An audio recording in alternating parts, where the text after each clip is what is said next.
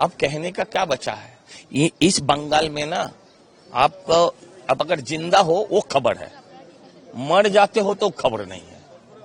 अब जिंदा है अभी तक, वो खबर है।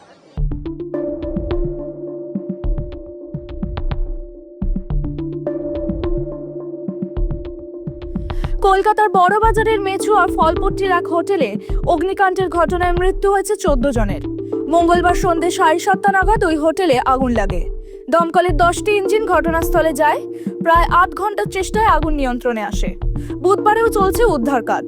পুলিশ জানিয়েছে 6 তলার ওই হোটেলের দোতলায় আগুন লেগেছিল। তারপর সেই আগুন অন্য তলায় ছড়িয়ে পড়ে। হোটেলের 42টি ঘরে তখন 88 জন ছিলেন। ঘটনাস্থলে ভোর 3টে পর্যন্ত ছিলেন মেয়র ফিরহাদ হাকিম, কলকাতার নগরপাল মনোজ বর্মা ও রাজ্যের নারী ও শিশু কল্যাণ দপ্তরের মন্ত্রী শশী পাজা। ঘটনার পর টুইট করেন শুভেন্দু অধিকারী এবং সুকান্ত মজুমদার।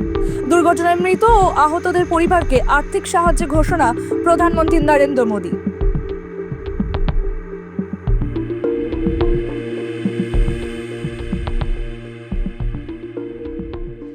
ऋतुराज होटल में आग की जो घटना लगी है उसमें अभी तक 14 लोगों का फिगर आया। जो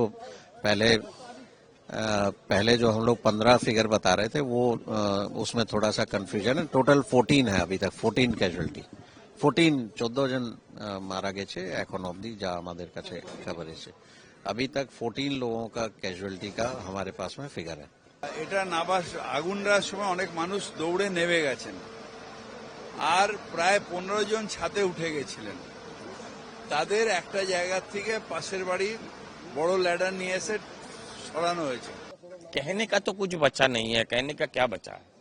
14 आदमी का मौत हो गया, उसमें बच्चे भी थे, बूढ़े भी थे, औरत भी थे। वो उसमें से काफी जो हमारा स्टेट का भी नहीं है। अब कहने का क्या बचा है?